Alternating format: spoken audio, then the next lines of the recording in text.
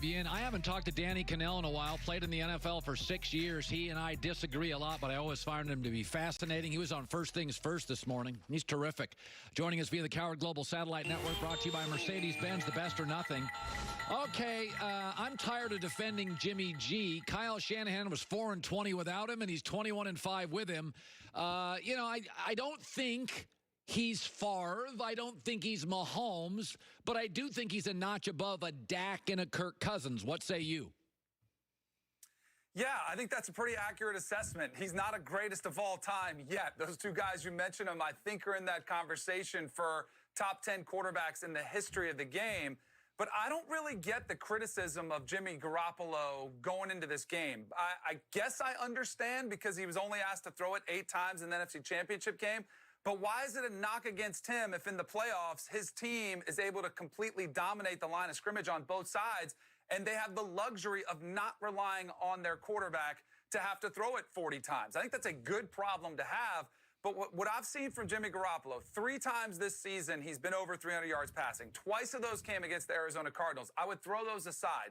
But his most impressive performance is the game that he had against the New Orleans Saints. That was, 2 of the top teams in the NFC were squaring off. He's going against a Hall of Famer and Drew Brees. He had to go into a hostile environment against a really good Saints defense. And what'd he do? He went toe-to-toe with the Hall of Famer and put up 48 points and beat him, by the way. Yeah. But most impressive, more than the 4 touchdowns and the 1 interception, Colin, was the last drive of the game when he stepped on the field. If you watched him, he looked like he belonged, and he was not overwhelmed by the moment. Instead, he was cool, calm, drove his team right down the field for the win. I think he's more than capable of winning this game for the 49ers. You know, it's interesting. I want to talk, I'm going to get to Kansas City in a second, but it's interesting. I think the Green Bay Packers, listen, Tennessee loses, and we're all like, I get it.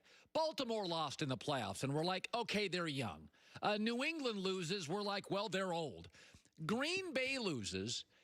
I still don't know if Matt LaFleur is great. Offensive numbers came down for McCarthy, but I think you and I may agree on this. Aaron Rodgers generally avoids criticism. The State Farm commercials, the good looks, the ring. I said yesterday, I think Aaron's a bailer. I think he bails on plays, bails on teammates, bails on throws, bailed on a coach. His road record is abysmal compared to his contemporaries, and I think some of it is the road is hard. That's why Russell Wilson's a great road quarterback. He is just a fighter to the last play. Is my criticism unfair of Aaron?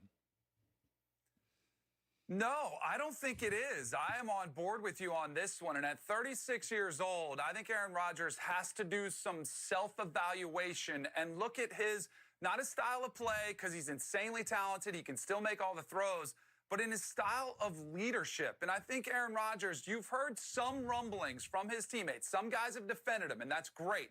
But you have heard some teammates say, well, that's the smartest guy in the room, and he's not afraid to let you know it, and it's never Aaron's fault. And I thought on full display, when adversity strikes, that's when you, as a franchise quarterback and somebody who is considered one of the best to ever play, that's when you have to inspire your teammates. And it's not fun, but that is your job. And for Aaron Rodgers to pretty much have an attitude of indifference throughout the first half and the body language, and I'm not a huge body language guy, but it can permeate on the sideline. And by the time he got his game turned around, it was too late.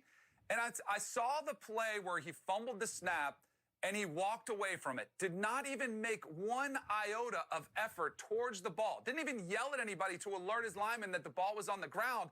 I was astounded. I'm like, that's the way a quarterback reacts in practice, not in the NFC Championship game. And I was catching a little bit of heat of it from some critics saying, no, there was no chance he got the ball. And I was with Trent Green and Steve Berline, 2 guys who played a long time in the NFL. And I said, am I crazy on this? Or should Aaron at least have dove and tried to get on the ball? And they were like, absolutely.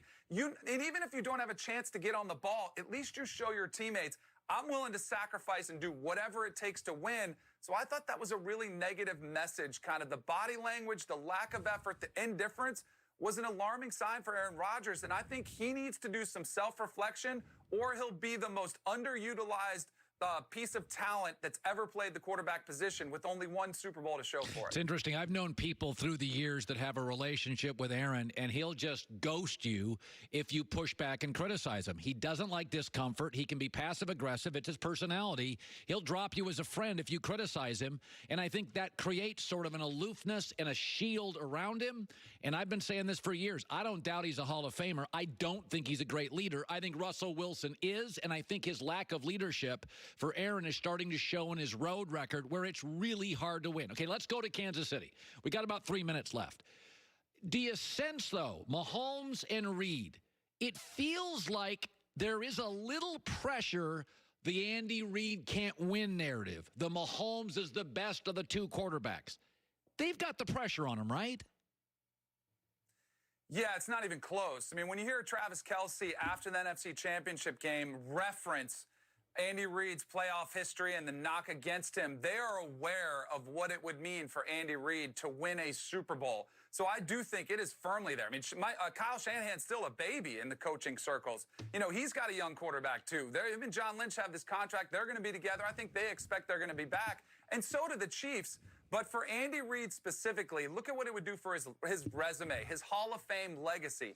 If he wins this Super Bowl, I think he's a lock to get in the Hall of Fame. If he comes up short, it's a much longer road for him to get in. And he'd probably have to coach another 10 years and add to the total win total. So that's where I think it's of massive importance for them to win. I have a take for you that I think you might like, because I think the Kansas City Chiefs are similar to the Golden State Warriors when they started their dynasty.